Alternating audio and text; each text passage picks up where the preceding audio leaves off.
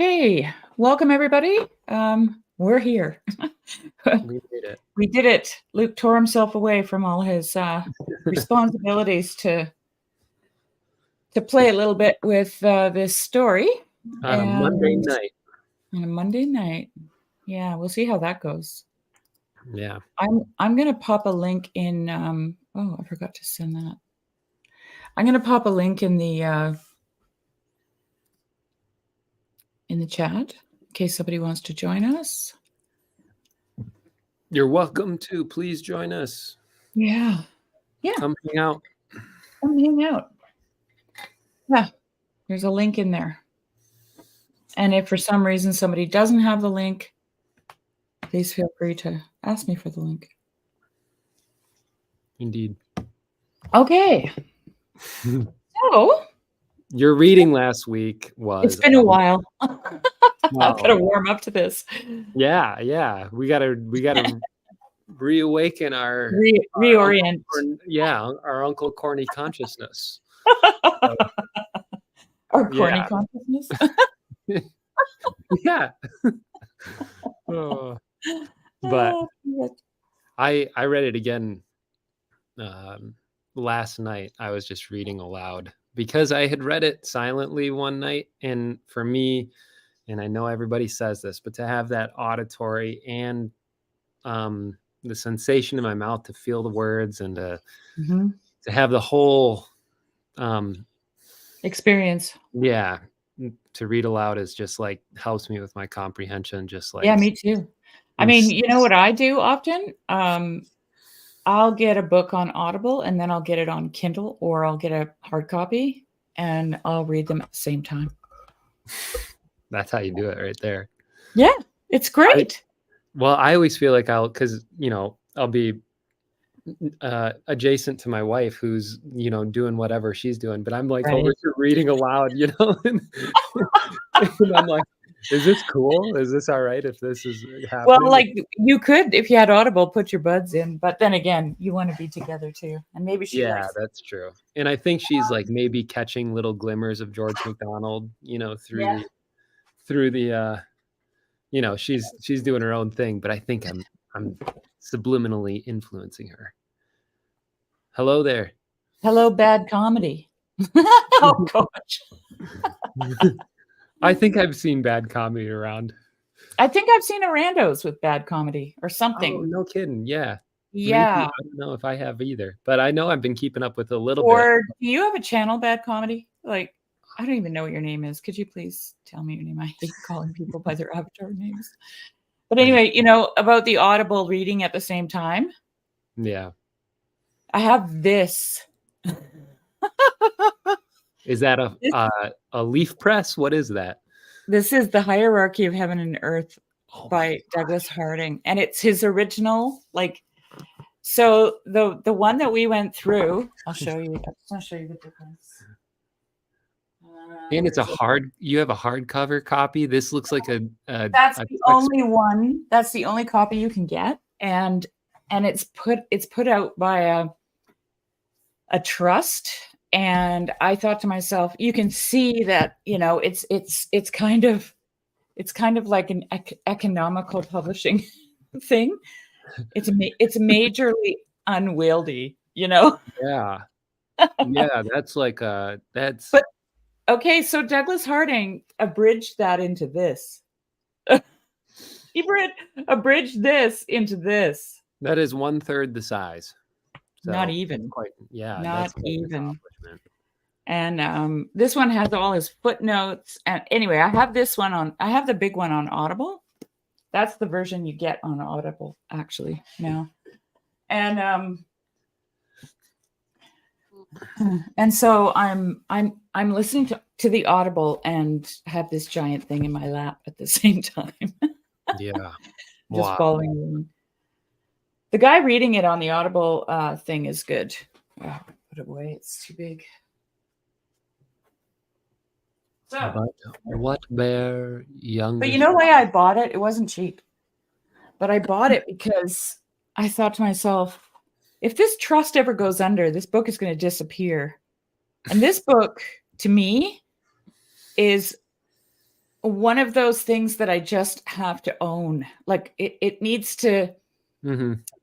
to me, it would be like I would want to give it to someone who could treasure it as much as I do. Yeah. So I just thought, I'm going to buy it because I don't know how long it'll be around. Oh, Yeah. I'm sorry. Perry. Okay. Hi, Perry. It's good. Hi, Hi, Perry. Ron. Hi, Ron. What are we talking about? Is that what he's asking? What are we talking about? Is that what you asked? We are talking about Uncle Cornelius, Yeah. the short story. I So, read a story, I don't know, a week and a half ago now or something like that. And then me and Jason and Neil hung out for a bit afterwards. mhm. And so yeah, we want to talk about it now. So okay, maybe I'll start with this, Luke. Yeah, hit me with it. What did you think? What did you think of the dialogue between Uncle Cornelius and the three kids? Like, what stood out to you in that dialogue? Oh, I mean, in a certain sense, what I feel like he. Oh man, there's a lot. So, Mhm. but he's okay. Here's the first thing. The children in this story, which I can't assume exactly their ages, but I just imagine them around like they're, I don't know, just before teenage, almost Yeah, like preteen or something like that. That's what I'm imagining. yeah, Uh, me too. One, they could be a little bit older, could be a little bit younger, but they're smart. Yeah, They have come into their own minds and their own opinions about things, um, and they know that their Uncle Cornelius is um, peculiar, or how do you say that word? yeah, That peculiar. Yeah. he's he's more fascinating than certainly the other uncle by comparison. Yeah. Uh, who you wouldn't even take his story seriously, but there's something compelling about Uncle Cornelius that, like, when he tells a story, you listen, even if you're going to be critical of his story, Mhm, because like all those kids are critical the whole time. They're like, mhm. Yeah. they're kind of trying to be like, okay, what are you actually trying to tell us? Because if you're trying to tell us that, then we're going to call you into question. Um, Mhm. and he's dealing with like these young intellects that maybe think that they maybe are a little too certain of themselves, Yeah. in their understanding of how the world works already, and but they still are very inquisitive and open-minded at the same time. So it's like they're yeah, it's almost like in that sense you're dealing with this, like, this story is almost like a coming of age For them. for them. Yeah, yeah, One of the things I really enjoyed was that Uncle Cornelius, he speaks in he's not he's ambiguous, let's say. He's ambiguous in the way he talks about things. Hi, Racco. And and he and the kids are constantly asking him, well, do you believe in ghosts? Or, yeah, or then they'll say, don't you believe in ghosts? Or, yeah, and they're trying to figure, and so it's like they're really representative to me of dualism. It's like either or, right? yes, yeah. Oh my gosh, Sherry, perfect way of saying it. Yeah, Yeah. And Uncle Cornelius is both and yeah. all the way, He you is know, both. it's just totally both and, right? And the kids are just getting frustrated because they want a certain answer. Okay. They want something that comes like, Mhm. with like no ambiguity With a whatsoever. conclusion, with a Yeah. They conclusion. want him to say yes, he believes in ghosts, or no, he doesn't. Right. And It whenever they ask him a question like that, he kind of oh, I never thought of that, Lance. Lance, you can join us if you want. There's a link. Whoops, come on. My mouse isn't working. Hi, Come Lance. on. What's going on? He even says that at some point that he refrains from making a judgment about it. Like, he is in no man's land. Yeah. He's not gonna Yeah. Yeah. pick a He side. said, I reserve judgment. And I'm Yeah. like, I've said that. I wish I had said that on multiple occasions where I haven't said that. You'll get there. Yeah. Because you know what? You know why you do it? I'll tell you why. It's 'Cause totally I'm self. young. No. It's because if you do it often enough, like, which means You I've make done it it. I've done it. Okay. Mhm. You do it often enough, you realize you got to take it all back pretty quick. Oh. Because nothing is actually certain in life, right? Mm-mm.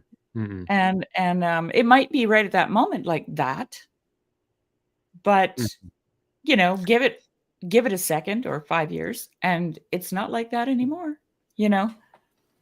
So, Yeah. um, yeah, that was one thing that stood out to me, and then the other thing was, um, like you mentioned the intellect, right, of these kids, and,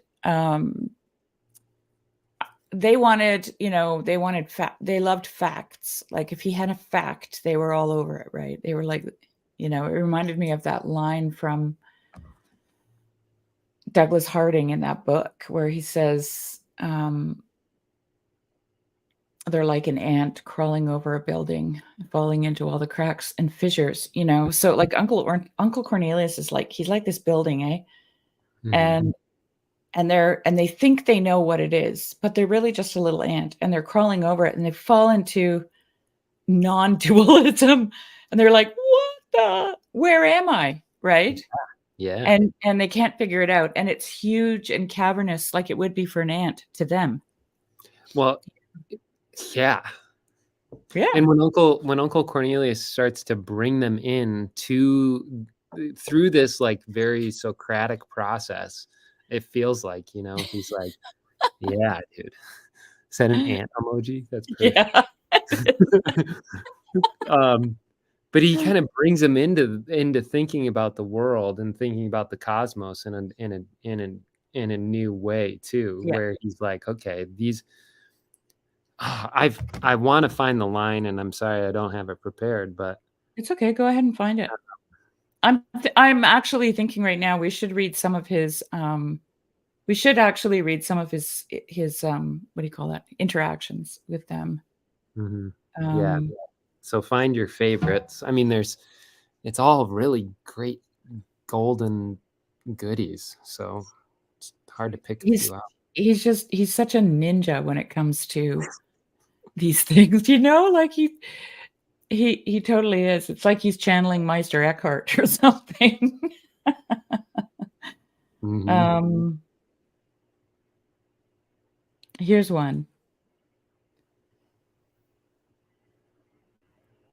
So he just talked about, a glass of beer rising of its own accord, being drunk full, and not a drop spills on the floor, right? And then the glass gets put down upside down, right? Empty. And then what's her name? Kate. She says, sorry guys, I'm trying to find it here. I know. Here it is. I must confess, this is Uncle Cornelius. I must confess, however, that although well attested, the story is to me scarcely credible. Fancy a glass of Bavarian beer lifted into the air without a visible hand, turned upside down and set empty on the table, and no splash on the floor or anywhere else. A solitary gleam of humor shone through the great eyes of the spectacles as he spoke. "Oh, uncle, how can you believe such nonsense?" said Janet. And then he says, "I did not say I believed it, did I?" Mhm. And he didn't, right? Mhm. Which is just so, like, I noticed this a lot in this dialogue. Like, he says some things and they assume, oh, that's what he believes. You're wrong, right? How can you believe that? Yep. That's ridiculous. And he has to point, he actually has to point out to them that he didn't say he believed it. And it's kind of like, just because he said it, right? and it's glaringly obvious to me that I'm like one of these little kids because I'm ready to do the same thing. It's like, it's like, Well, we well, all do that. I think yeah. we're all guilty of that. And then he says, "But why not? The story has at least a touch of imagination in it." Look, so he's got this little open door, right? Mm-hmm. Yeah, And exactly. yeah. And then Janet says down further, she says, "Well, you'll never persuade me to believe such things." And he says, "Wait till I ask you, Janet." I have not the slightest desire to convince you. So, Yeah. he's to me, he's well aware of this person who thinks that if you say something, you believe it, Mm-hmm.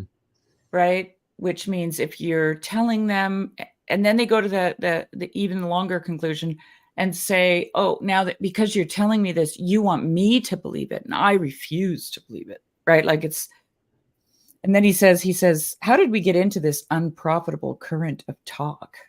Right? Because it's opposition, right? It's standing against something, and there's no, as we would say in this little corner, there's no dialogos happening, right? She's Yeah. just like, Well, she's already got the conversation mapped out with him. She thinks she's got him figured she out. thinks he's full of nonsense and he Mhm. believes something that's ridiculous, and he's not going to convince her of it. Yeah. But at the And same he never time, said any of that. I wonder if that's just some weird impulse that she has because she also finds her Uncle Cornelius fascinating. So it's not like she's enthralled with who he is and understands how interesting, like she probably already knows he's going to take some twists and turns. That's why they look forward to, Well, isn't this the girl? Isn't this the girl that is sewing? And she's the one who's just like, she's oh, very yeah. very contrarian, because she Well, I says don't know. Is that Katie or Kate or Kate Janet? Kate is the one who's kind of childlike to me. She's like, Okay. "Oh, uncle, we're longing for a story." Mm-hmm. And Janet says, "I thought a ghost story at least was coming." And then Harry says to her, "You did your best to stop it, Janet." Mm-hmm. Right? Yeah. With her disbelief, right? So I think George is really, one of the things I notice in the dialogue is that he's really playing with the idea of fact, fiction, and imagination, and Mm-hmm. what's true and what's belief, and all of those things, right? Mm-hmm. Oh. Okay, so what do you take to be and I'm trying to find the exact dialogue here and I'm having trouble, but What's it about? Maybe I can find it for you. Tell you where it is. well, it's about the shapelessness, the Oh, emergence from yeah, and Megatherium. the megatherium. That whole I love line, but I love it. I'm That's my also thinking ahead to, and maybe I could wait on this, but like how he draws the distinction also between like she's roping all phenomenon in relation to the mysterious into one category, and he's like, well, I'm not even talking about ghosts yet. You want to talk about ghosts, and then he goes, and then it's like we're on a whole nother category of operation. But yeah, anyways, we'll start here. Um, You got I'll it? just read the whole paragraph. Yeah. Yeah. Is it possible those stories may be such legends, but that was not what it is possible those stories may be such legends, but that was not what I intended to lead you to. I gave you that only as something like what I'm about to say now. What if, mind, I only suggest it? What if the direful creatures whose report lingers in these tales should have an origin far older still? What if they were the remnants of a vanishing period of the Earth's history, long antecedent to the birth of Mastodon and Iguanodon, a state, namely, when the world, as we call it, had not yet become quite visible, was not yet so far finished as to part from the invisible world that was its mother, and which, on its part, had not then become quite visible. was only almost such. And when, as a credible consequence, strange shapes of those now invisible regions, gorgons, chimeras dire, might be expected to gloom out occasionally from the awful fauna of an ever-generating world upon that one which was being born of it. Mm. Hence, the life periods of the world began long, long and slow. Some of these huge, oh, am I Yeah, reading that right? Hence, you're the right. life periods of the world began long and slow. Some of these huge, unformed bulks of half-created matter might somehow, like the megatherium of later times, a baby creation to them, roll at age-long intervals, clothed in a mighty terror of shapelessness, into the half-recognition of human beings whose consternation at the uncertain vision were barrier enough to prevent all further knowledge of its substance. Mm-hmm. Like, is my uncle talking to me like this? I don't know. But Janet says after that, but then all that must be over by this time. The world, that world has been invisible now for many years. and then it's sarcasm, right? The Uncle Cornelius's response is, "Ever since you were born, I suppose, Janet." That's a Well, sarcasm? ever since you were born is because that's how she sees the world. Yes. She can't see the invisible world. Mm-hmm. So he's talking about Janet right there, Yeah. right? Mm-hmm. The changes of a world are not to be measured by the changes of its generations.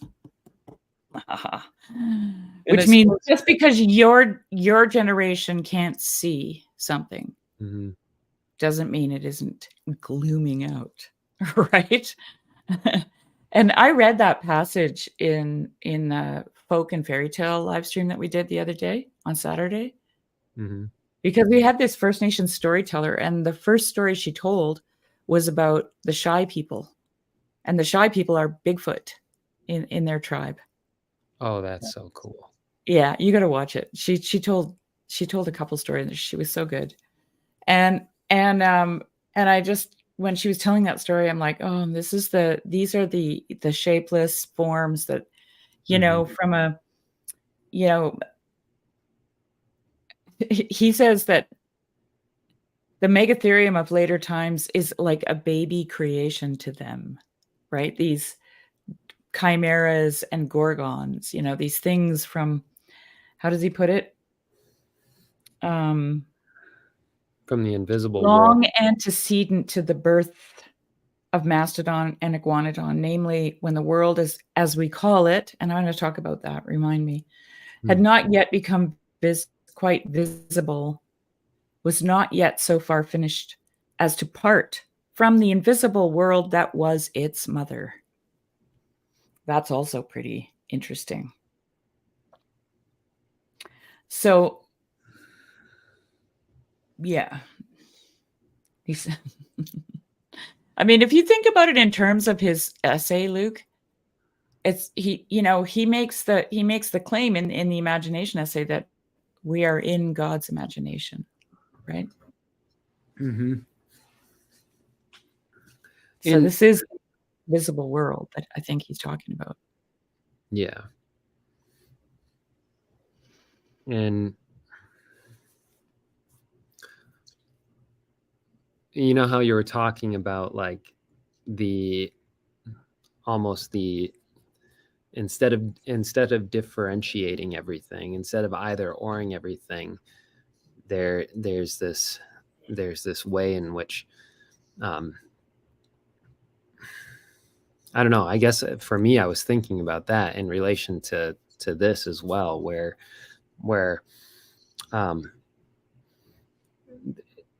leaving room on your periphery for the shapes, the half form shapes, to actually have some sort of valid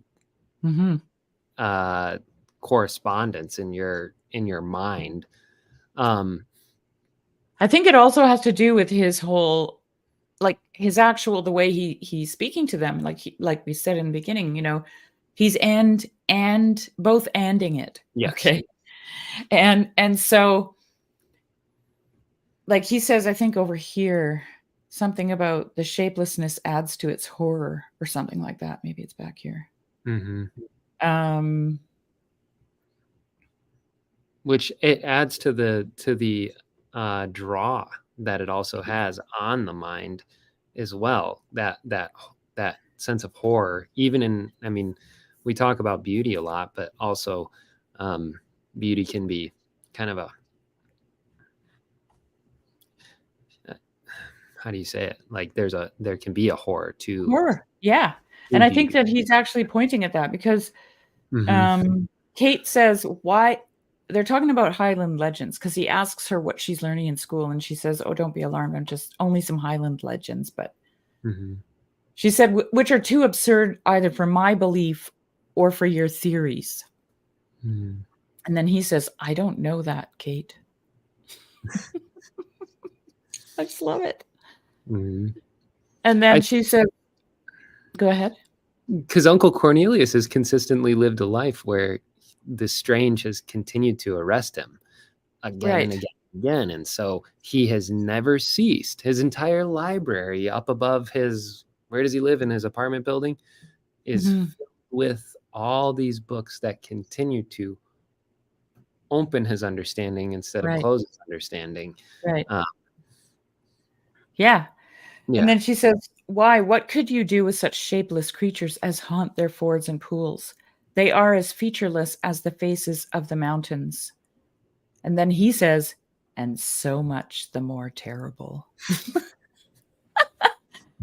And then Yeah. Harry says, but that does not make it easier to believe in them. So he's looking again for that either or, right? Do we believe them or not?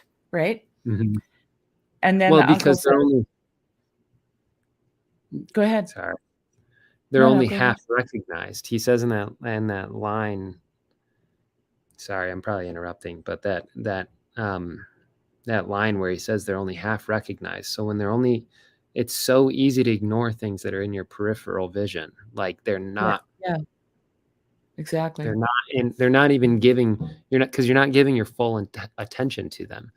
You're not Right. even recognizing, uh, Yeah. Yeah. dash cognizing those things. Cognizing, which is a So they're, great thing. yeah, it's there's a way in which that doesn't mean that those things aren't there. It's just Mhm. they're not being attended to. And so Yeah. um yeah, but he goes, that is reason enough to dismiss that entire world. Yeah. That whole, that's reason enough for a Yeah. lot of Yeah. people, Yeah. uh, because they're only half recognized. Like if we can't fully recognize them, then we might as well just like throw the baby out with the bathwater type thing. Yeah. Yeah. Yeah. Yeah. And like Harry says, but that does not make it easier to believe in them. And then Uncle Cornelius says, I only said that their shapelessness adds to their horror. Hmm. And so, like, what I find interesting about this little exchange is that the conversation, like Uncle Cornelius, if you could draw a picture of his dialogue, of just his dialogue with the kids, it would be shapeless. It's not defined, right? And that's, so he's like he's doing the fractal thing, which he does all the time, where he's having a shapeless conversation about shapelessness. And so, if for me, I just kind of throw it into the ambiguity pile, right? Sure. Like he's being ambiguous. The shape of the creatures is ambiguous. It's not clear. It's not defined, right? Mm-hmm. And never at any moment in the conversation does Uncle Cornelius seem to um, ever say that he believes in them or he doesn't believe in them. Yeah. Right? So like they can't grab him. He's shapeless. He is shapeless. Even his I dialogue is shapeless. And he's talking about shapeless creatures. So to me, he's talking about a world that we can't grasp. Right? Yeah. even his comment, like, I mean, why would it really matter? These things are not important to one's salvation, or however he Yeah, worded yeah, that. yeah. He's just, That was really good. I love that, because it was like, why would I concern myself with concluding on something like that when it has no bearing on whether, Yeah, yeah, that was awesome. yeah, it was cool. Yeah, yeah, Yeah, which is so crazy, because like you think about all the things that people want their certainties in, and it's like half of those things just don't even matter. yeah. True, Lance. So Yeah, very cool. I I wanted to say, Lance, I was thinking of the magician in The Magician's Nephew when I read the description of Uncle Cornelius. He was very similar. He was long, tall, lean. He had these spectacles. He was kind of an odd duck, that Mhm. the kids kind of made fun of because he couldn't tell a story without having a moral ending to it, kind of thing. Yeah. They even And mocked the way that he like would suck in his cheeks and yeah. stuff like that. Like his And he appearance. and he was actually I think he actually, emphasized some of his facial expressions, Yeah. on purpose. But, I was just really thinking about the magician from The Magician's Nephew when, Uncle Cornelius was described. I wondered if Lewis had used, what he imagined Uncle Cornelius to look like as the magician. Yeah. But he didn't make him a good guy, so to speak. Sure. Mhm. I've not read The Magician's Nephew, so Oh, it's so good. It's so good, actually. I bet. I mean, there's just a lot there to read. Especially when you got a lot of other stuff to do. Yeah. Yeah. So, okay, so we I think we covered most of the ground on the dialogue, Um unless you have more. uh the only other stuff that really came up for me when he's talking about convincing someone else of a conviction, um Mhm. that there's no way to really do that outside of that person experiencing what you experienced. And perhaps you could lend that conviction to somebody through telling a story, but it's it's not on them to be convinced by your story. It's like No. they have to have their own experience of that. So he's kind of, I guess, laying the groundwork for this idea of subjectivity, where um Yeah.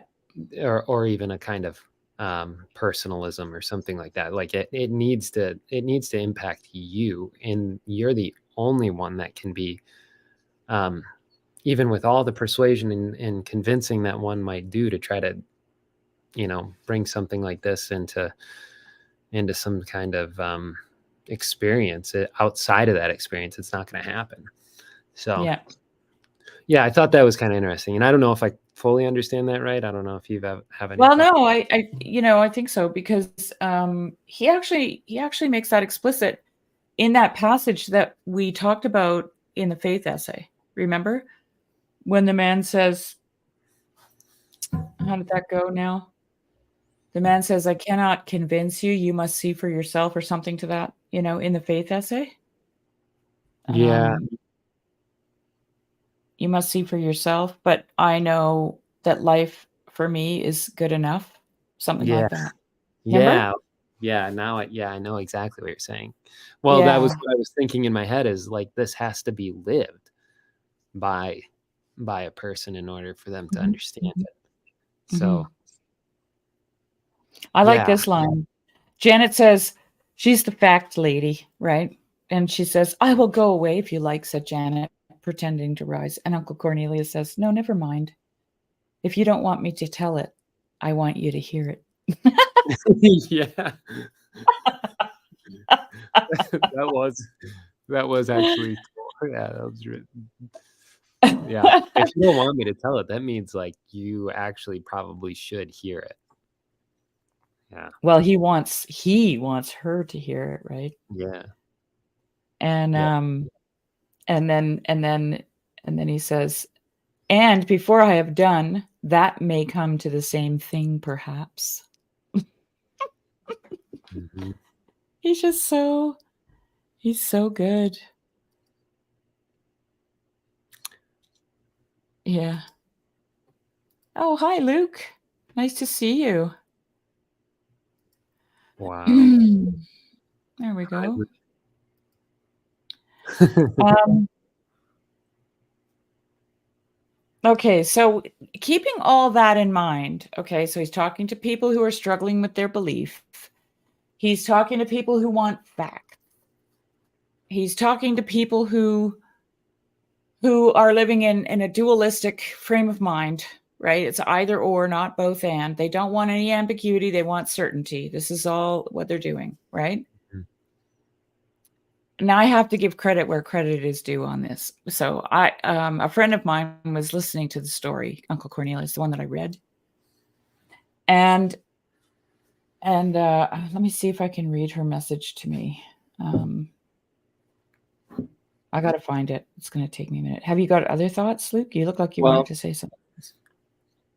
Number one, if you haven't listened to Sherry's reading of the story last week, listen to it because it's a beautiful reading of the story. It's like really great. So, and then you know what we're talking about here. I guess I did have a fleeting thought.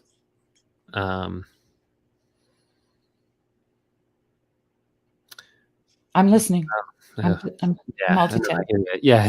Keep going. Multitasking. I'm not filling the voids like I should right now. No, it's fine. It's fine.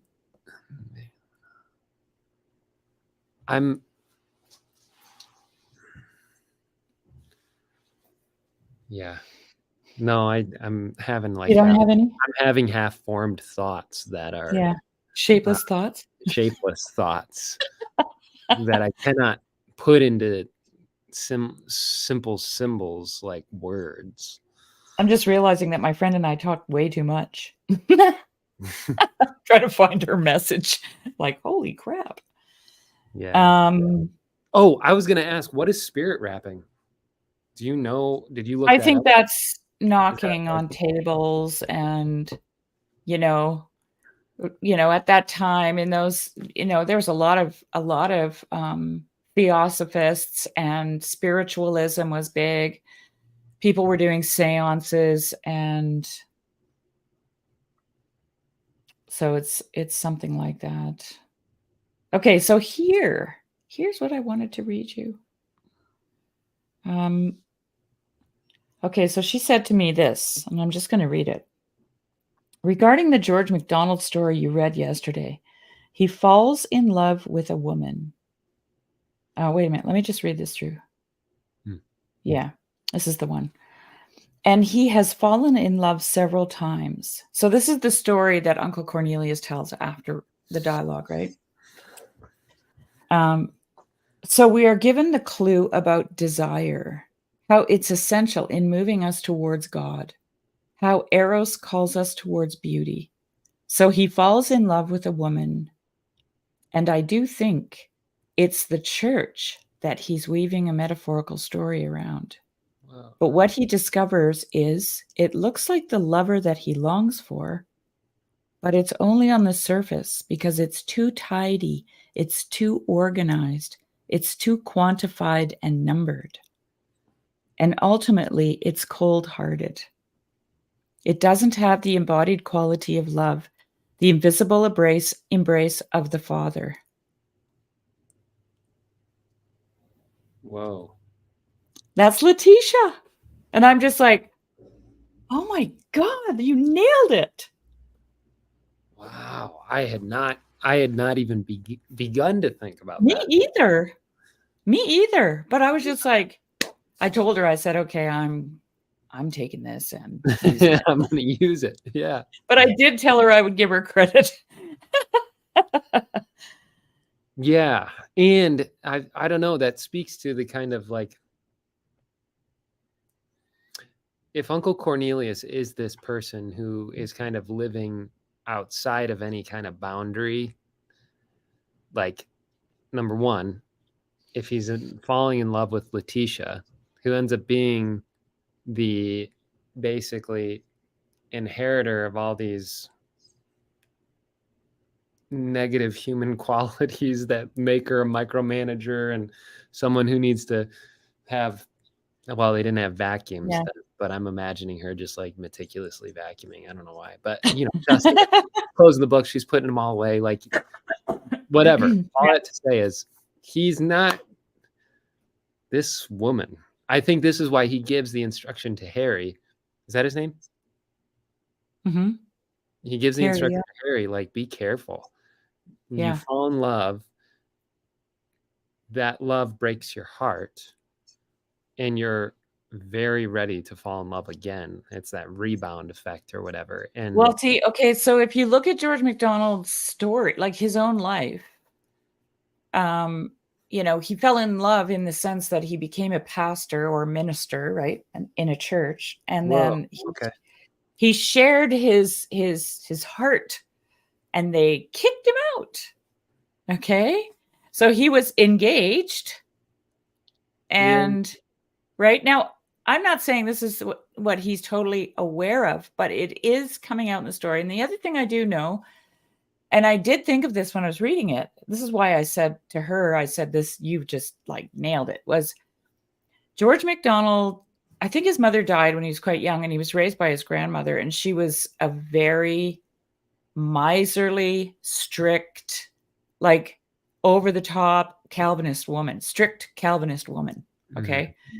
Very, probably like not, he doesn't have like great kind memories of this woman, his grandmother. Okay.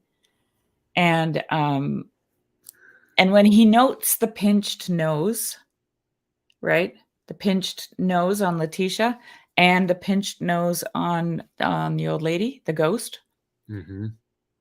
I thought to myself, I bet you anything his grandmother had a pinched nose. Yeah. And he was just like, whoop, let's put that right in there. Yeah, I was going to ask you what you thought about the pinched nose. Pinched nose. Yeah, I think that was probably a more of a personal reference to someone he knew. Yeah. And I'm assuming it was his grandmother. But like what she says here, it looks like the lover he longs for, but it's too organized, it's too quantified and numbered. It's cold-hearted, right? Mm-hmm. It doesn't have the embodied quality of love. And there was a line in the story where he's walking with her and he says, we walked in the garden at night and we read poetry. And then he goes, well, I read poetry. Right. Yeah. So there's all these little, there's all these little indicators that she isn't really opened. Like she doesn't have this soft heart. She's not like reveling in the poetry. She's just doing, what do you call that? She's something, the motions, going through the motions. That's what I want to say. Yeah. She's going through the like etiquette, right? She's going through the motions, and he's maybe realizing in retrospect or at the moment, because there are moments where he realizes it, that she's just not a very nice person. No. Yeah. And the thing is like, and there's one more. Oh, sorry, I just want to say this before I forget it. There's one more thing. There's a line in there where he says, where her father was concerned, everything was first rate. Everything else that she did was impoverished, something like that. Oh my gosh, yeah. Okay. I can see. And I thought, yeah. Okay, I'll let you talk now. The weird thing is you're not going to be able to pull the wool over the father's eyes. That's the at least if we're talking about the church. But Well, she didn't make very good tea, remember? And nobody took tea. yeah, The father never took tea, and the Uncle brother never Cornelius took kind of tea. fancied it, but He yeah, well, he figured he thought it'd be good, but after a while, he didn't take tea either. yeah, that's true. That's true. Man, my head's going all over the place now. Mhm, mhm. But I will say this is when you are eager to fall in love, it's in perhaps there's a void in the desire that you have, and you want to fill that Mhm. void. Your desires, there's a vacancy there. You're willing to turn a blind eye to a lot of things. And oh man, now I'm thinking about even my own my own journey. And we've talked a lot about this with, Yeah. I'm not a, not to get too personal really quick, but I'll do it anyways. No, go for it. Yeah. I'm not currently a church attender, even though like I attended church my Mhm. whole life, and I went to Bible school, and I after Bible school I went to a Christian university, finally ended up with a degree, and then after I graduated, it's just like I've not, I've attended church here and there sparingly, kind of did the house church thing with some people, but house churches Yeah. always seem to just kind of do their weirdness. And Mhm. anyways,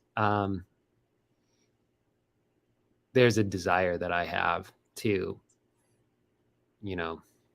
Fall in love. but I'm also very aware of who Letitia is. You know what I'm saying? Like I'm very Totally. aware, I and I'm like totally get it. also realizing like I don't think I can really avoid Letitia. Like I don't know. Not in some places. Yeah. Yeah, perhaps in some places, and here's the thing is, maybe there's no. I don't know if this story has a moral. Oddly enough, even though Uncle Cornelius typically Well, they think has he one. they think he does, Yeah, but if Uncle Cornelius is who he says he is, they're yeah, just being convicted of something, and so they take it as a moral ending, right? yeah, yeah. But here's the thing, I wanna talk about falling in love, Okay. okay? Because I think that what she's saying here, what my friend is saying here is so right, like, she just nailed it, right? I don't know how Um, she had that keen of perception, because I was just like well, she's that. a very smart person. Yeah, She's a very and she's yeah. But, it's like when we fall in love with somebody, we don't it isn't something that it's not rational, right? Falling in love is not a rational thing. sure. It's actually when you feel the most irrational. If it is rational, it's probably not. Yeah, No. No. That's not falling in love. I'm talking about actually falling in love. yeah. Like just head over heels, where you can't eat, you can't sleep, that's all you can talk about, right? And You're it's so it's like you kind of enter into some kind of weird irrational space, Mhm. right? And if it's reciprocal, then you get met with the same kind of irrationality where the other person is also going through the same thing, right? And it's all like, you know, head over heels, so to speak. Yeah, Um,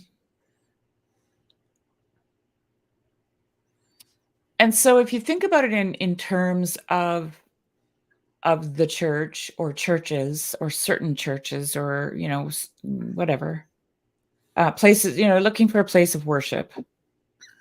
And and I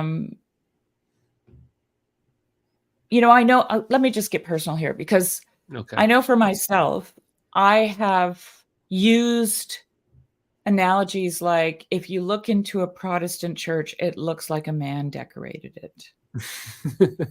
If you look into an Orthodox church, and I'm not like what do you call that? I'm not, trying to convert anyone to You're not Orthodoxy. Just things proselytizing. that I've said.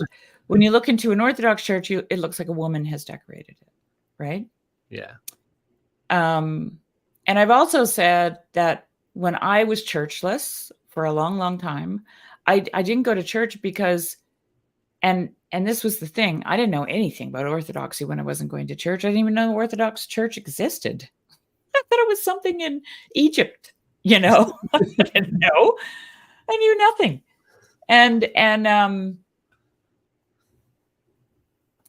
But every time I tried attending, and I did, like you, I tried attending different churches, there was just something about it that just was exactly like Letitia. It was cold. It was heartless. It was quantified. It was numbered. It was, there was no eros. There was no love. There was no embrace. There was no, you didn't fall in love. And see, and this is another thing that is personal to me, is that when I started back into, I don't even know how to describe it, into relationship with God, I started by reading the New Testament. Mm-hmm. And I always say, I started in Matthew. By the time I got to the book of John, I was madly in love with Jesus. Like I was madly in love with him. And it wasn't like I wanted him to marry me or anything. I was like, it was a mixture of awe and love. I was so grateful that someone like him came into the world. Mm-hmm. That someone like him actually spoke sacred magic into the world. Mm-hmm. Right? Yeah, it was his words. And then it was still all this time later reverberating throughout time, and it was hitting me, and it was making me love him, And so like when I would go to a church and sit through a sermon or whatever, it was nice. I did not believe them. Like I thought it was great. I didn't have any trouble with the propositional language, but it was Letitia's living room. It's totally her room. Yeah. Yeah. And I've also had I'm trying to think of almost like the polar opposite of Letitia, who is like, perhaps another ill companion, like someone that I wouldn't want to marry, who has no, well, I don't want to say no, because now we're going to get into the conversation about institutionalism or something, or like for instance, like I told you about my experience even with, maybe I haven't, about house church, and no, you just don't. sort of the complete and total disorganization and anti-institutional sort of church that, there wasn't anybody putting the books away afterwards or whatever, there was no structure, and I mean, I loved it, but it just turned into like Chaos. Sunday afternoon booze fests, and it was just like, okay, like church service is over, let's break out the vodka and like just hang out with you, which was great. Don't get me wrong, I loved it. It was like bar church, it was like bar church. Yeah, it was awesome, but like there was also something lawless about that was almost the opposite of Letitia in this story, that it was yeah, but this is the thing that I'm starting to realize, because sometimes things like that only exist because they stand in opposition to something else. Sure. Right? And that is not a reason to exist. Yeah. Oh my God. Right? Yeah. Oh my goodness. Yeah. And so like, but here's what we do as these little people who are constantly differentiating between these, like, let's swing from this pendulum to this pendulum to this pendulum to this pendulum, and like you're never finding this, like, perhaps the third way, or whatever you want to call it, the way that is holding these things in tension and constantly doing this dynamic alternation between the two to be able to find that Yeah. the harmony. Yeah. And what makes harmony? What makes harmony? Resonance. Yeah. It takes at least two instruments or two voices. It takes two things becoming one thing, or it could be a whole orchestra. It could be a multiplicity of instruments to make one thing, which is the harmony. Okay. And I think that, I mean, if you've ever sung harmonies, that what you're singing is not the notes of the melody. Okay. At least that. You're not singing along. This is why unity, when people start talking about unity, I just get like, I just see military marching, goose stepping around, or, tanks driving over a lone student in the middle of Tiananmen Square. Like, I'm just like, please stop talking about unity. Okay. Because what ends up happening is uniformity, because we don't even know what unity is. We love music, but we don't know that that's unity. Yeah. That is unity, right? Wow. Harmony is unity. And what does it take to make harmony? Lots of different notes. And tension. Yes, Lance. Yeah, I was going to say, like, the necessity for discord. I'm not a musician at all, so I can't talk about necessarily like the importance of discord in the sense, I'm not talking about the online chatting application. No. Yeah. I'm talking about like almost like the asymmetry in a chord configuration that allows for a new movement to take place. Here's something. It's not exactly what we're talking about, but I just want to say it before I forget, because I thought of it after we had the conversation with Vlad and Eugene and Harvest Moon.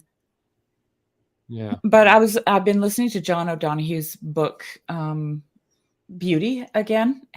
So freaking good. Is that the whole title? Beauty, the Invisible Embrace, it's called. Yes. Yeah. And he has a section on harmony, music. And in that, in there, he's just talking about music and what music is. And then he says he has a friend who plays the harp, like the real, the harp, right? Not the harp. My friends play the harp. His friends play the harp. Yeah. Anyway, this musician said that if there's a big harp in a room and a little harp in the room, if you tune the big harp, it will tune the little harp through the resonance of its own strings. What? Yeah. Isn't that crazy? I'm just going to have to take your word for it, because I do not know how that's possible. That's wild. Yeah, the little harp will come into tune with the big harp. And I mean, it's just a perfect analogy of proper orientation and resonance, the thing that that I'm so fascinated by. And like George MacDonald talks about, how being yourself, being you. Yeah. You're not to be an example to anyone. You are to be and to do. Yeah. That's it. Wow. Be and do. Be Luke. And then Eugene told this story about, I can't remember the guy's name. Zusia, I think his name was. He was a rabbi and he was dying.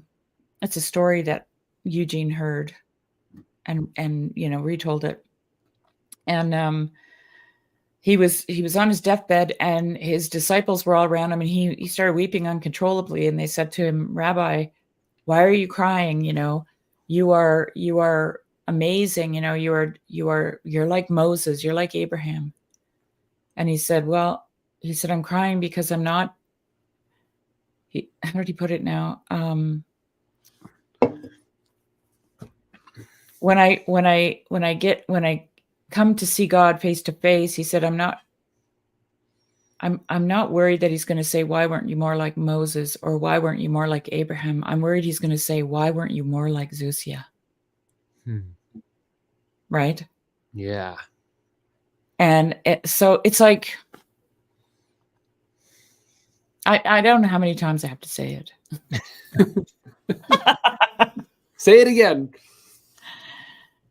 We are living, God breathed his spirit into us. We live his life, right? He made us. And, this was the thing that I always struggled with personally, because I came from this background that was like, this place is sinful and we're going to fly away and we're going to, this is, the world is not my home, all this kind of talk. Sure. Right. And I'm like, yeah, well, why did God put us here then?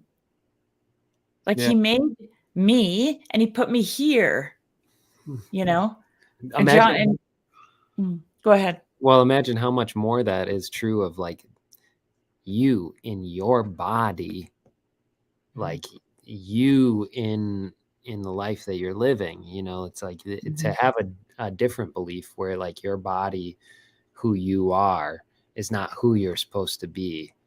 I mean, that is absolutely the theology that I grew up in, is like, my flesh, number one, is just don't even talk about it. And then, then also, like there is this weird masquerade thing too, kind of like even the language around like your identity is Christ now. There's a sense in which even that idea kind of, does that wash over the identity that you already have? And for me, my understanding of that, I don't think it's my understanding now, but my understanding at one point was that very much that identity,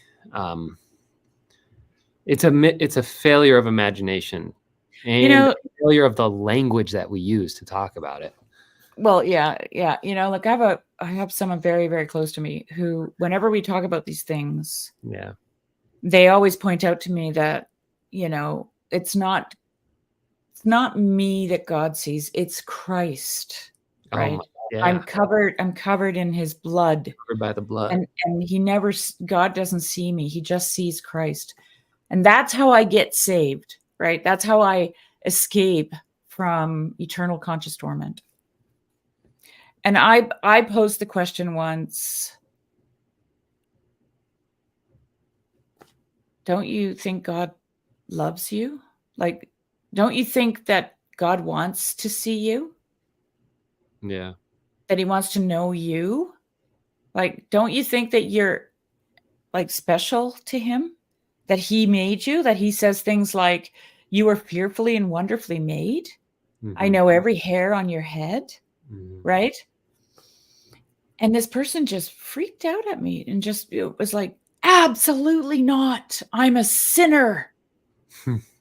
I'm filthy rags. Yeah. I'm nothing. Right.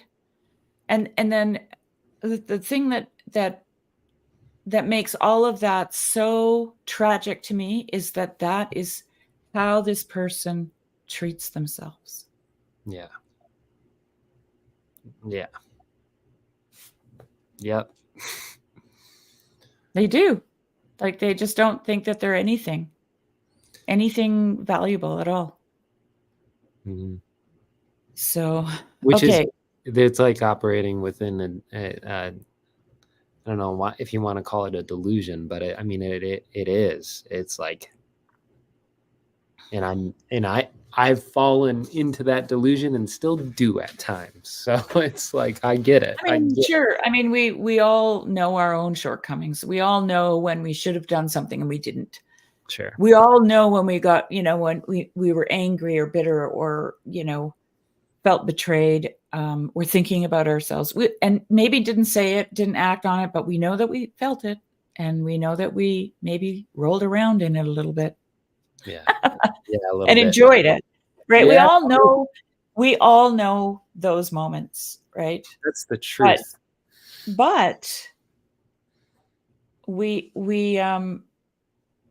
don't know how to have the kind of compassion on ourselves that we would have for someone we see in that position outside of us, right? Mhm, We don't know how to love ourselves in the way that we love our neighbor, mhm. actually. And so if, like the person that I described, they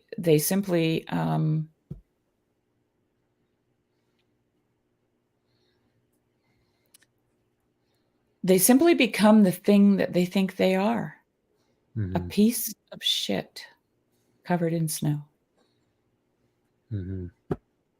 And I don't know how, like it's so sad to me to see someone doing that to themselves, because if I just keep thinking, if only you knew how Yeah. much how much you meant to the Father, right? Mm.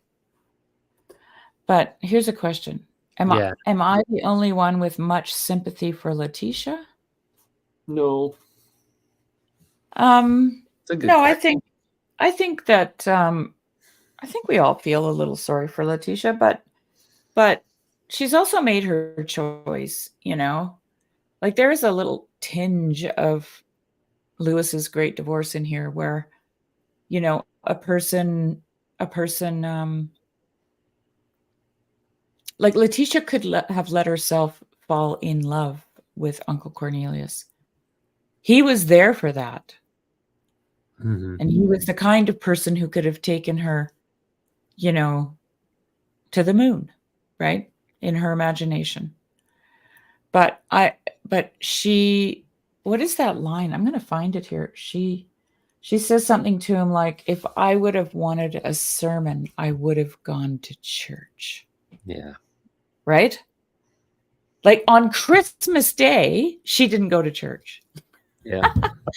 but went over her account books. And this is the other thing, which I think is pointing in the direction that my friend said about the church. Um, and for George MacDonald, that's a Calvinist upbringing, is that there's a lot of account keeping, right? Mhm. In those places. How many sins have you sinned? Are your debts paid? Like it's all in that kind of register of, weighing out the balance. Like you feel like, it's all that kind of talk, right? Mhm. Yeah. Yeah. Um, I don't wanna switch gears entirely, but No, go for it. the, uh Mhm. I'm still trying to reckon with the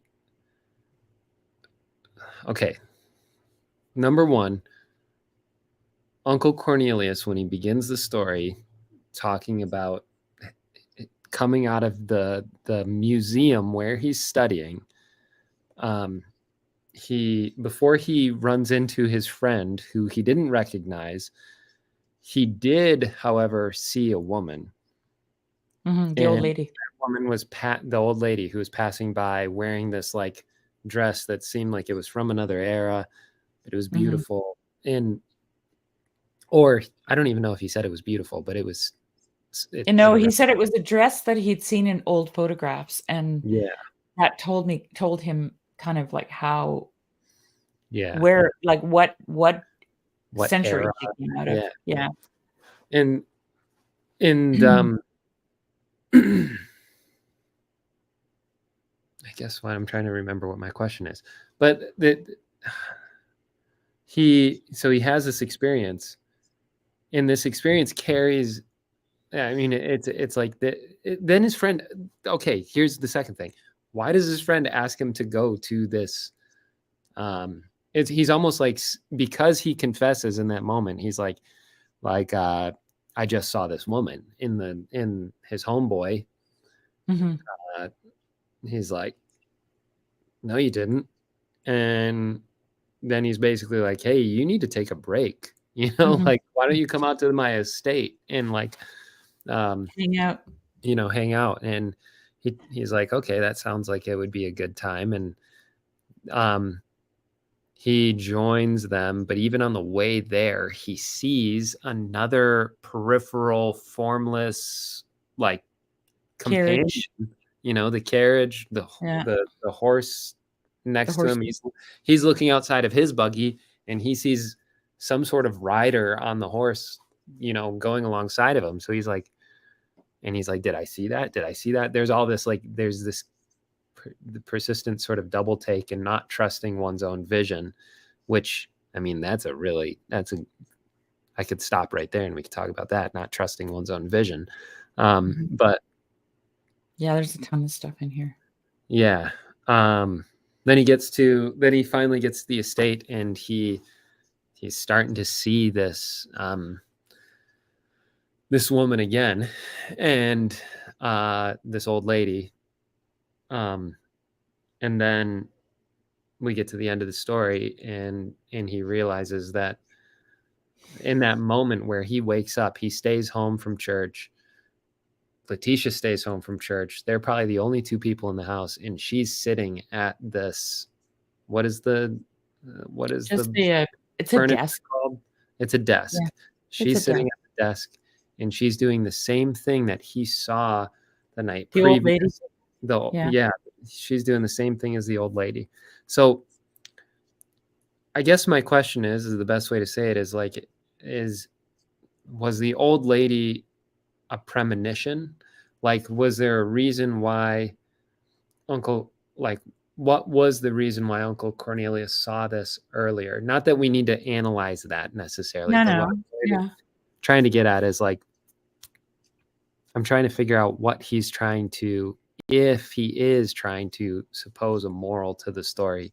Like, is he suggesting to the children that, like, pay attention to these things in your peripheral vision because they're trying to tell you something. They're trying to inform you of something. Like, maybe Uncle Cornelius wouldn't have seen Letitia in the same light if he hadn't had these encounters.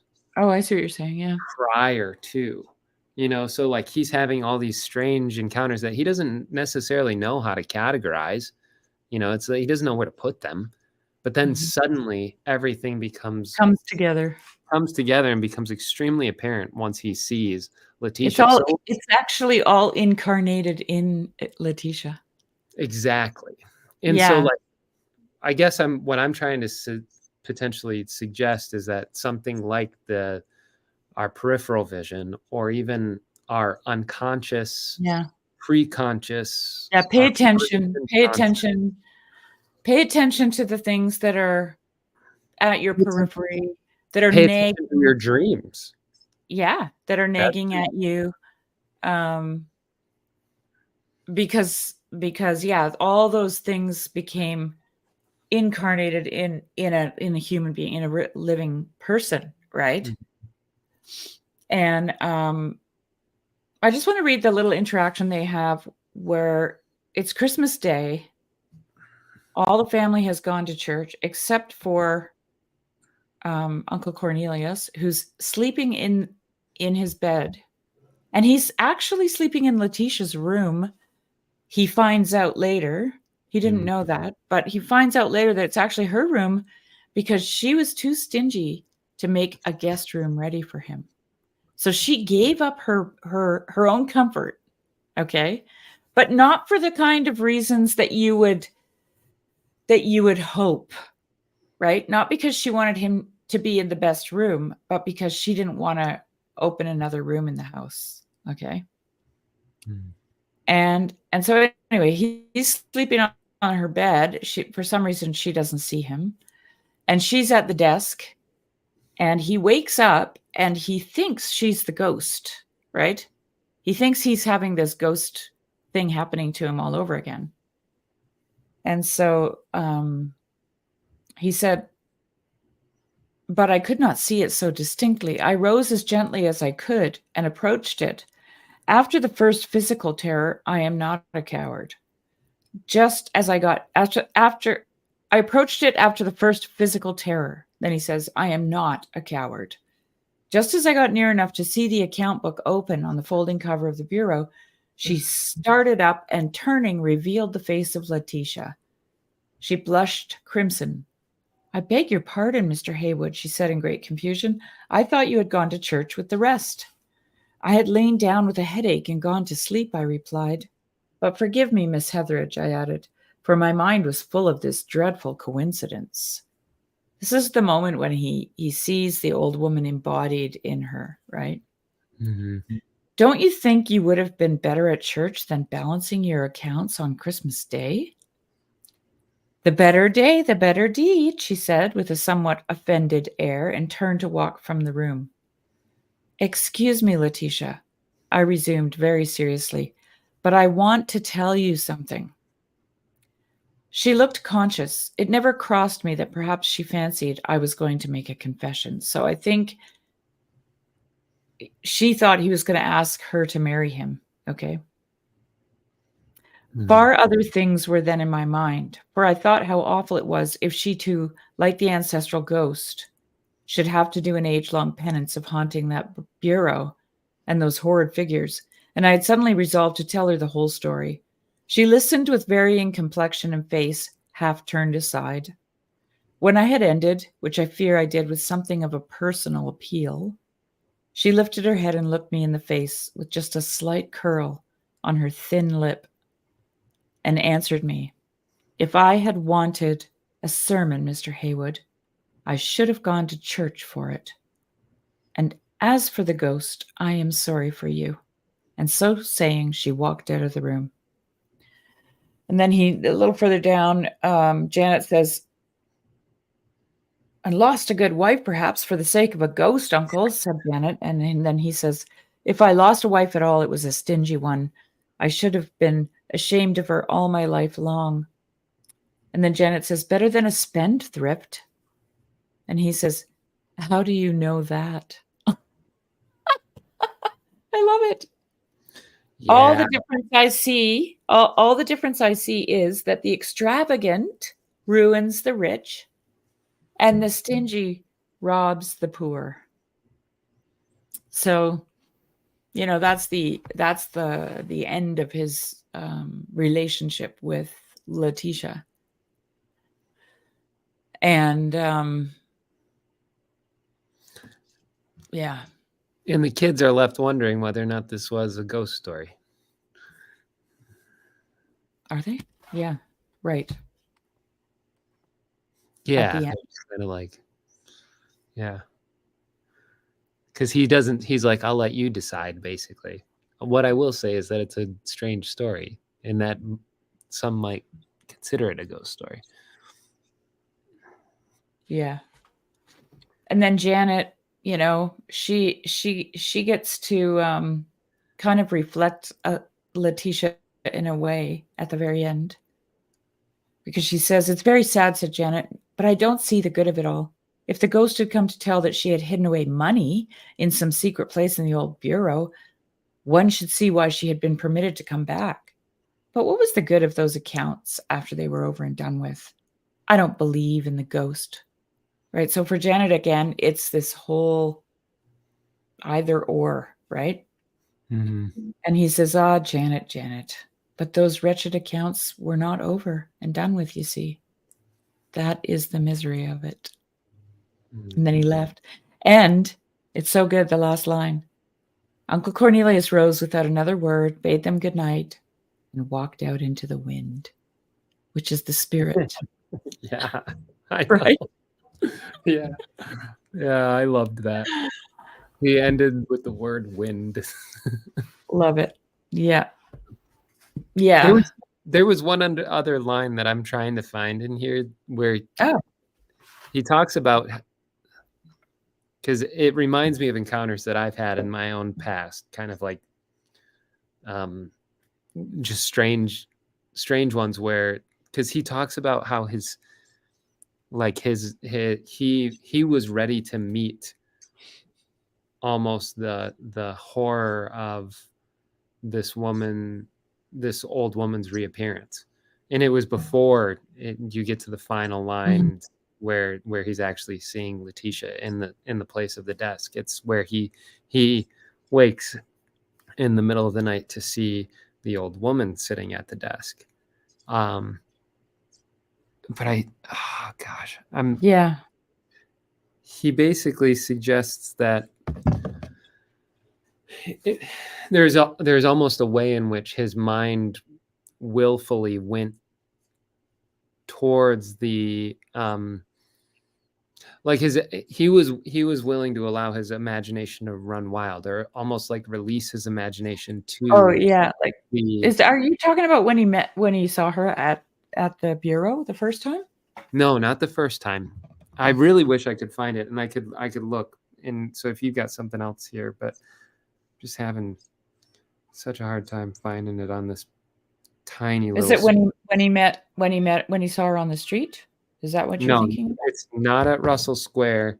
It's Oh, when when she was sitting on the bench and he was reading. he was reading, but I swear it was even the next encounter, because he has basically like 3 encounters with this woman. Once at Russell Square, once outside in the courtyard where he's reading under a pavilion or whatever, or in the garden, and then again in his bedroom, which is Letitia's bedroom. And right before he meets up with her in the bedroom, or right before he sees the ghost in the bedroom, um,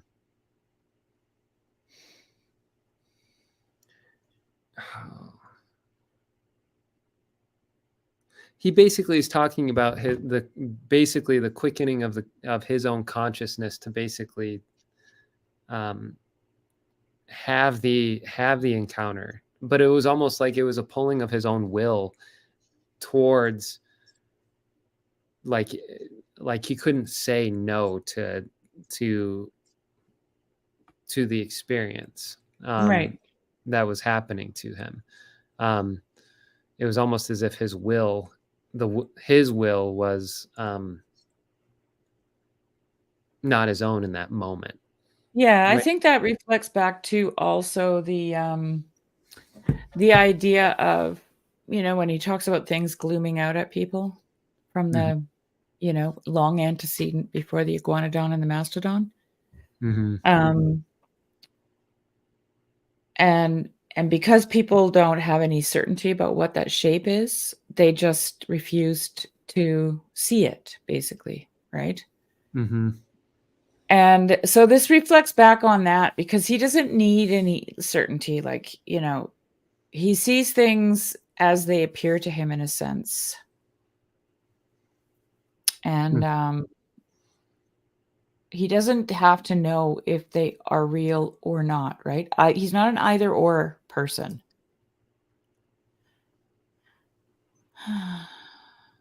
Oh, I found it. Okay, cool. Can I read it really, really quickly? Yeah. My skin tingled with the bursting of moisture from its pores. Something was in the room beside me. A confused, indescribable sense of utter loneliness and yet awful presence was upon me, mingled with a dreary, hopeless desolation, as of burnt-out love and aimless life. Now the church thing's echoing in my mind. All at once I found myself sitting up.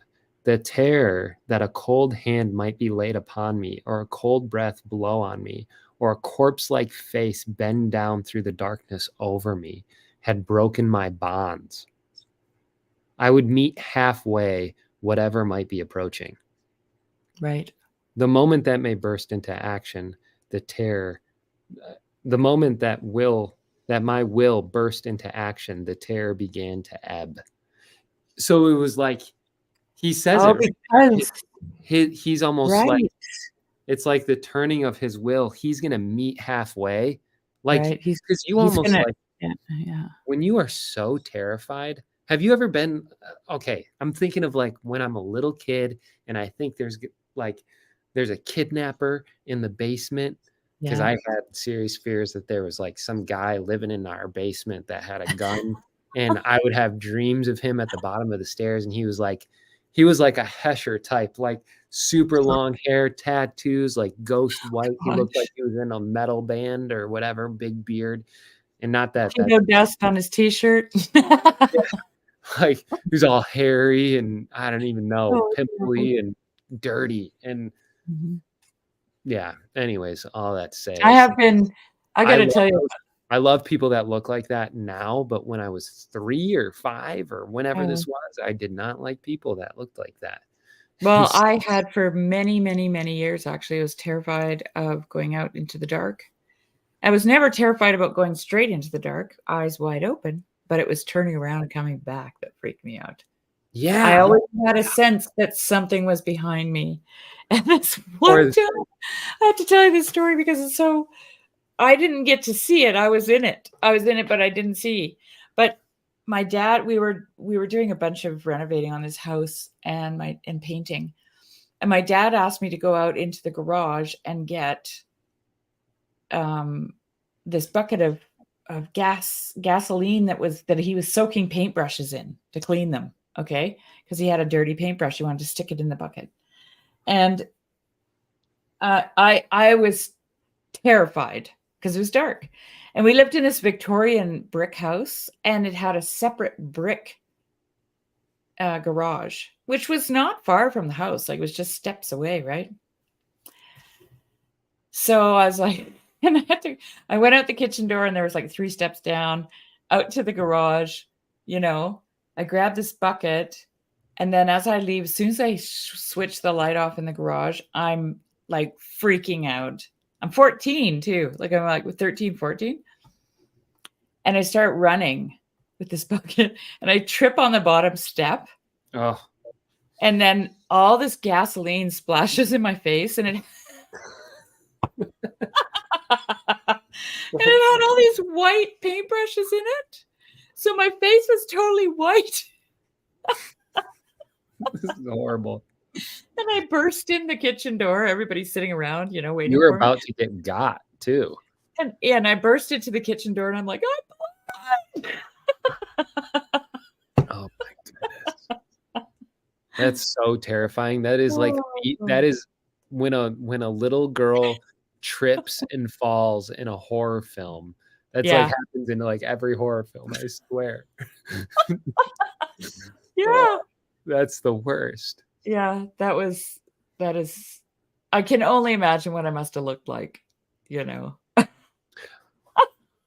So I'm going to give you an anecdote from my own life because I had these strange so I grew up with well, when I was little, I would have night terrors or whatever, but they were Mhm. very strange because they would be these there would be these auditory hallucinations. Mhm.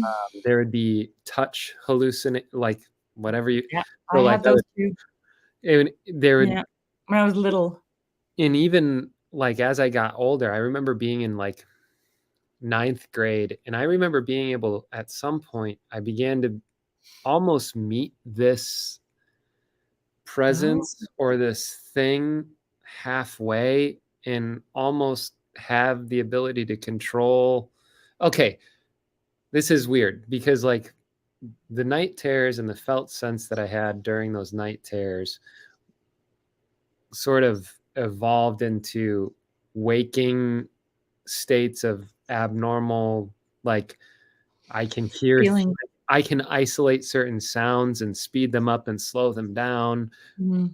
I there was like this weird state of consciousness that I would slip into where the the phenomenon that I was experiencing was not it was like I had some sort of strange control over it. And it was Mhm. only by like meeting it halfway that I was able to um exercise any will over the experience. And then at some point, probably when I started smoking weed when I was like 16 or something, that was like when it like stopped and I didn't Mhm. really have those experiences anymore. Um, but what was weird was how uncanny that was. And there was a way in which in I had to meet it Yeah. halfway in order to be able to have control over it. And like I had any control over it. I don't think I did, really. Maybe I did. I don't know. It's all weird. When I think back to it, I could go deeper into it, but I'm not gonna because it's a Yeah. thing. But also even my scary experiences, like you talked about feeling like the felt sense that when you turn around, like there's something there now behind you, and you're Mhm. booking it. And I would always feel that, like that, the heebie-jeebies, the Yeah. hairs up on your neck, like I would feel that when I would be running up the stairs, and it was like you could not get me up those stairs fast enough because like my imagination is already starting to spin to meet Right. whatever that manifestation is downstairs from some other world, this half formless, half Yeah. this Yeah. formless creature that's coming out of the chaos of my imagination. Like Right. I'm about ready to meet that thing, and if I don't Mhm. get to the top of the stairs in the next half a second, I'm going to meet it, and Yeah. it's like, I don't want to, and so, but at the same time, you kind of do want to, it's like, uh, I'm just thinking about, like initiation ceremonies for young men in First Nations, wow. Yeah. different First Nations cultures, there was it's actually a manifestation of those fears if I think about it. Like when I was going to that school where I met my husband, I don't know if I told you the story or not, but on Thetis Island, we used to have to catch a ferry from the mainland to Thetis, and then that ferry went to another island called Cooper Island. And Cooper Island was a reserve. The whole island was First Nations. Wow. And we got to know this one kid who sat with us all the time whenever we were on the ferry. He would always come and hang out with us. And he was about 15. I think their initiation for young men it's like anywhere between 15 and 17. And they never know when, right? Hmm. And so they get captured. Like they'll just be walking and they get hood over the head, right? And they get taken into the longhouse and they don't get to eat. And, I think they help them out with a few herbal remedies, that they have concocted over the centuries. And there's men dancing in masks and it's dark and, it's terrifying. It's all those things, all the heebie jeebies, right? And now you have to face them.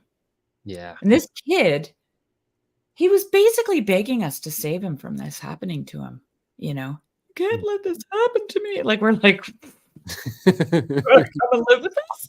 Like, for the next 5 years because somebody's gonna get you. Someone's gonna get you, right? And Imagine living like that. Oh, yeah, but I yeah. guess we all do live like that in a sense. Like, Well, we must. This is why I'm thinking about it, because these things exist for a reason. mhm, These initiation ceremonies, they exist for a reason. yeah, Right? Every boy, and it's only boys, right, that this happens to. Every boy has to go through this. He has to face all the monsters that he thinks are, back there, right? yeah, And then he yeah, comes out as a man, yeah, you know? yeah, That's yeah, like that's a whole other topic, Luke, because that is totally missing in our culture. yeah. Like for boys, right? Initiation. I had a long talk with a friend of mine who's Well, now, raised four boys by herself, and she just, she wanted to know more about. She was looking for places she could send them yeah, for to have this, these experiences. to have these experiences. Yeah, Wilderness school or what, I don't even know, like, yeah. She just wanted. She was well read, and she just, said to me, uh, girls have so many radical physical changes to their body that mhm, that is their initiation into womanhood, yeah, right? but boys don't have that. They don't have those kind of radical changes to their bodies. They actually need to have like a moment in time, right? Where Yeah. they step over into their manhood. Something like a line of demarcation, right? And yeah. Oh man, I'm wondering what those implications are Well, for men just look nowadays. around. Yeah. Just Oh yeah. Like, I mean, I don't want to go so far as to say like the testosterone issues but no, maybe no, no, you or don't even like have to do that.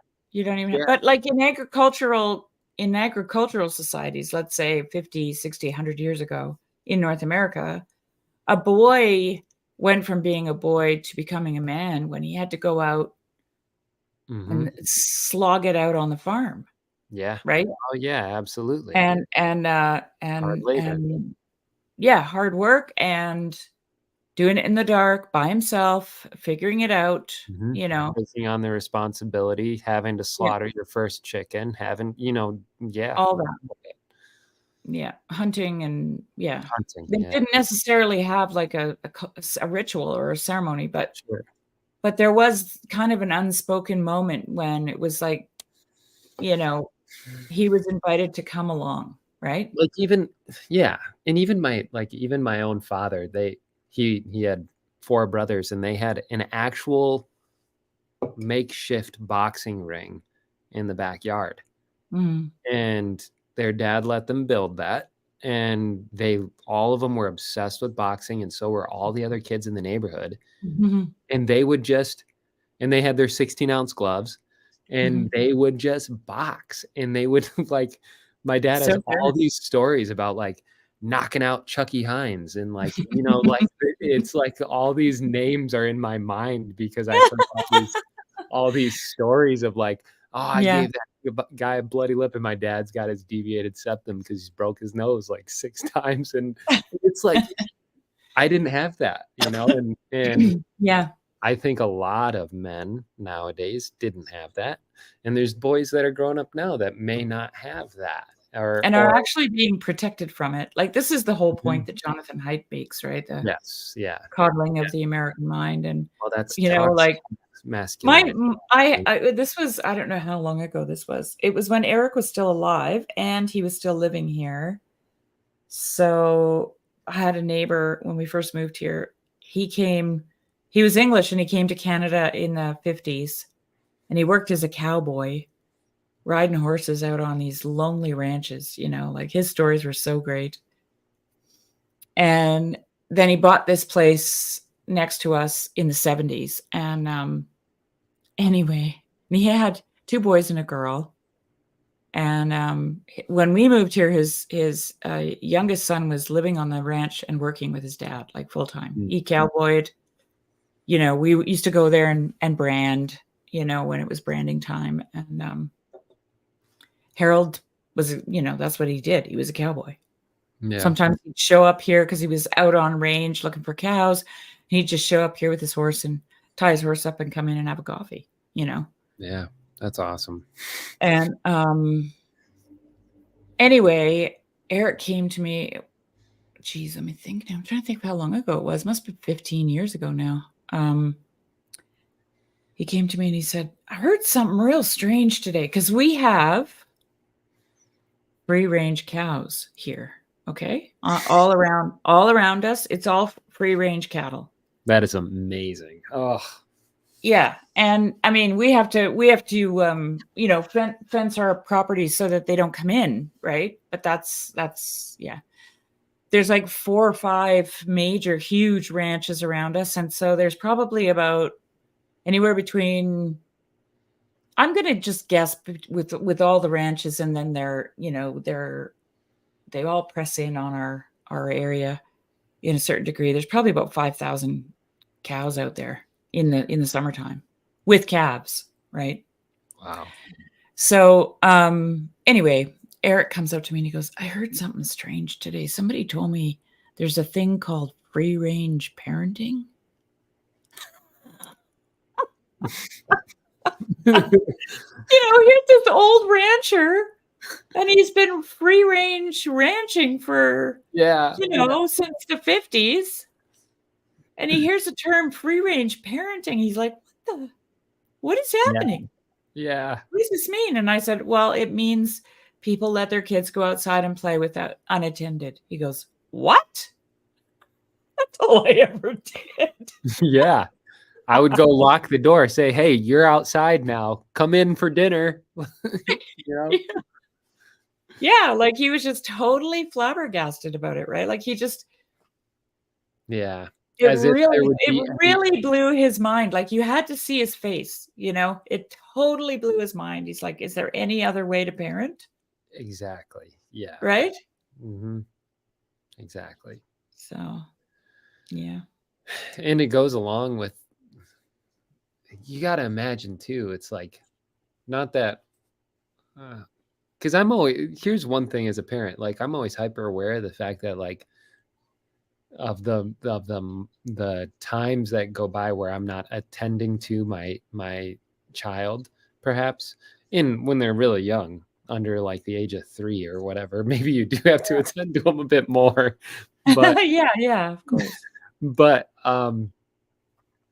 like, I guess what I'm trying to say is like, perhaps there is a way in which you might attend too much to these kids, to the extent where then they can't even occupy their own time with their own imagination. They can't, Well, I remember Jonathan Haidt saying that, I think he lives in New York City, and they were actually letting their kids walk to school. Yeah. And people were like ready to report them to Child children's services. services. Yeah. No, that's crazy. Yeah. Yeah. And every parent's like you said at the very beginning of this discussion, the pendulum swings, doesn't it? Mm-hmm. So hopefully it'll swing way over, in the other direction. And these kids will get a life. Dude, I'm now just imagining. Okay, let me tell you something. When my son went off to secondary education in Vancouver, and he was 17. So here's a kid, a boy who, he did lots of stuff around here and stuff, but he was a boy, like to me. Anyway, he was a boy. And it was 2 weeks before he had to leave for school. And he said to me, Mom, is it okay if I go to Till Lake and go camping with my friends? And I said, and he goes, there's going to be girls there. And I said, you know what? I remember the moment I was cooking something in the frying pan, and I was thinking to myself, he's leaving in 2 weeks for Vancouver, and he won't be back, right? Mm-hmm. And I looked at him and I said, you know what? I don't think I can tell you what you should do anymore. And he goes, he just looked at me, right? And I said, honey, you're leaving in 2 weeks. If you don't know what to do anymore, if you don't know what to do right now, then you really need to get your shit together. Wow. Yeah. I said to him. And then he goes, so I can go? And I said, whatever you decide. Mm-hmm. Wow. And then he was like, I'm gone. He turned around and I said to him, wait a minute, one more thing. I just want to say this. I'll just let you know now that if any one of those girls gets pregnant, you are not going to audio engineering school. You're going to get a job at the mill. I just painted it black, black as I could. At the mill. Yeah. At the mill or the local grocery store. Making minimum wage. And work for the rest of your days and support the kid that you know. And he was like, soaking it in. But then when he was gone, I used to phone him all the time. We didn't have FaceTime then. Yeah. I used to phone him, or he'd phone home, I have a really great relationship with my kids, try to keep it as open and, and I'd say to him, so he's in audio engineering school. he's going to all the local clubs in Vancouver where techno music is being played because he's a techno fiend. Mm-hmm. And most of that's happening in the gay bars, right? Because that's the origin of techno music. So all the best, techno clubs are gay bars. And Vancouver has a very active, vibrant downtown scene, right? Sure. And so, Late nights. he calls me up and I'm like, so have you done any drugs yet? Have you smoked pot? I'm sure you've smoked pot. And I'm like, have you done mushrooms? Did you try them yet? They're so amazing.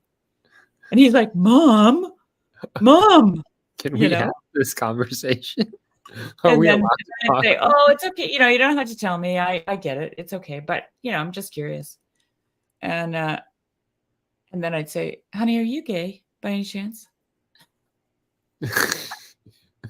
He's like, Mom, no. And I'm like, it's okay. You don't have to tell me, but I won't judge or anything. I just want to know, yeah. And then actually at one point, a few years down the road, actually, he phoned me up. He goes, Mom, I got to tell you something. I said, what's that? He said, I did mushrooms for the first time. I said, really? How'd you like it? He goes, I hated every minute of it. Oh my gosh. And I'm just like, this was my dream, to have those conversations, to be able to have the openness to share those to have those kinds of conversations with my kids, right? Yes. Yeah, absolutely. Yeah, that is exactly what I hope to have is in the future, just a kind of transparency with my babies, because I guess they never stop being your babies, right? No, but they don't. do. No, they don't. And I'll tell you, the magic about grandchildren is like, I said to my daughter-in-law this Christmas, I said, you know what's so amazing about this? That now I'm connected to your parents through my grandson. Because he's not just you and Nat. He's you and your mom and your dad. And Nat and his mom and his dad. They're all there in Jonah. Yeah. We're all together in Jonah. Mm-hmm. And her parents and my son, like my son's parents, us, we both love Jonah in exactly the same way as grandparents. Right? Yeah. And that's 4 people loving on this little guy, right? 4 people who are not his parents. Yeah. Exactly. This is like the grandchild, right? It's such an interesting. Yeah. No, I'm experiencing it. I'm experiencing it right now. Yeah. And it's amazing. It really is. It is beautiful. It is really beautiful. With all the different disagreements you might have with your parents and stuff like that, and all the drama and whatever else, and the ways you've deviated from the norms that were an expectation or whatever. I don't know. I could paint it in 1,000 different ways, but man, I had a counselor and he told me, he was like, just whatever you do, try to keep that relationship between your parents and your baby, their grandchild, as positive as possible for as long as possible. And I was like, I don't know. I now see why, because there's also it's healing. It's healing. Yeah. It's super healing for them. It's healing for me, because now I'm able to see for the first time their love and attention and care, even though they have admitted to me that they've been able to give, the grandbaby the kind of attention that, as parents who are just struggling to. But you also know what that feels like. Yeah. So now I know. Yeah. Now I know. Yeah. So it's just it's been really beautiful to just be a part of that and Yeah. observe it and be Mhm. able to learn from it. And if I closed down those doors, and I'm glad I didn't put the boundaries up Yeah, no. that So why we're that to me, that's exactly why we're not to have them, yeah, have those boundaries. Like, we can't do that, you know? It's, yeah, like, I think I told you that once. Somebody gave me the advice, you know, "Children are a blessing, so let them bless," yeah, right? And I had to make myself vulnerable, and I had to let that happen, but, um, you know, as it turned out, it was not harmful, it was not dangerous, it did not hurt anyone, you know what I mean? On the contrary, right? yeah. So, yeah, No, I'm God sure knows. there's some margin situation where, it's necessary, but Oh, well, we we all know that, you know? common sense, right? Yeah, Like, if Uncle so and so is yeah, pedophile, yeah. We're gonna take no, them away. Yeah. no. Yeah, But yeah. And you can't protect it, like, even like, for instance, like my early childhood, growing up in the church, having my own, like, from the age before I could even read or understand or comprehend, my mom was like, Jesus, Jesus, Jesus, Jesus, just like bathing me in all these Jesus books and just like, yeah, yeah, yeah, and yeah. so, you know, I invited Jesus into my heart when I was 3 years old, and I thought I had a little, like, invisible Man, Jesus man inside my beating heart, and right. I didn't even know what my heart was, and what the symbolic significance of what the heart means versus, like, the actual anatomy, and like, it just was so, like, I think back to it, and I have to imagine I was just so confused, and I know my son is getting that from, you know, um, Yeah, grandma now, which is, I'm fine with that. But, like, yeah, yeah. yeah, it is one of those things where, like, you could just be like, but you want these different influences in your child's life? Don't you want them to have these different perspectives Of and course. and Just enriching their lives if yeah, just enriching them. Yeah. yeah. You reminded me of my oldest daughter when so back in the day, she was born in '83. Um, I used to make cassette tapes to some friends I had overseas Mhm. instead of writing a letter, and I would Oh, just kind cool. of use it as like a dear diary, and every day I'd say a few things, and then I'd just mail them the tape, right? That's awesome. And the person I was doing the tape for, she was my daughter's godmother, and she was in Switzerland, and so anyways, I was, you know, she knew Lou, and she was, and so anyway, I said to her, let's say something to Claire, let's talk to Claire, kind of thing. And then I said, okay, it's time for bed now. You can say your prayers. And I still have the tape because I obviously never sent it, which is really kind of cool. Mhm. And my daughter is like 2.5 or something at the time. And so she goes, Heavenly Father, it's so cute. And she's praying away, and then all of a sudden she gets really quiet. In mid-sentence, she stops talking, but she doesn't pick her head up, or she's not done, right? Mm. And then I'm like, "Are you done?" She goes, "No, shh. Jesus is praying. He's sitting on my knee and he's praying right now." Yeah, And I'm just like, "Okay, I all get right." it. Yeah. And then it's quiet for the longest time, and then she goes, "Okay, Jesus. He's done now, Mom." I said, "Okay, are you gonna finish up?" She goes, "Yeah." And then she finishes up her prayers. That is And it's amazing. so cute. It's That is so amazing. cute. Yeah. And I'm like, "Are you just trying to not go to bed?" And instead, you could see that. This is what bugs me is like, it's like the way that the child's imagination can run with even Mhm. the ill-prepared or ill-advised, whatever we've given them, and yet they still are able to like Yeah, yeah. build that world, and their imagination it's still, I mean, George MacDonald says it's still couched within the Yeah. imagination of God. So they're really not operating. No. They're free.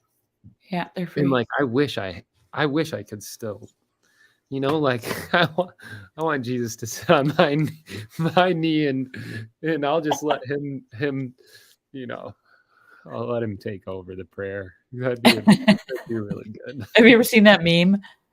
Some guy, his steering wheel falls out the window or something, and he's like, "When I said Jesus take the wheel, I didn't mean this one." Or something like that. I can't remember. How it goes. Probably didn't say it right. But yeah. Well, I think I'm gonna wrap it up. Yeah. We're No, I we're totally almost at the get it. 2-hour mark. I Um, we did eager good. to hit the pillow. This was a great conversation. I'm sure there's more. There was so much in There's that little always story. more. Yeah, I there's always will. more. I'm Yeah. excited to read more George MacDonald, to be honest with you.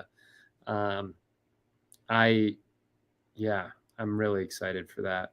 And when you Yeah. when you were talking about coming of age rituals earlier, I was thinking of Fantasties again, and how Mhm. that is kind of It is, yeah. a rite of passage or an Yep. initiation of Yep. sorts. It is. But I won't go on. We'll find another story for the next time we talk. Yep, sounds good, Luke. All Okay. right. Thanks for those who stuck with us the whole time, and have a good evening, everyone. Have a We'll good see night. you next time.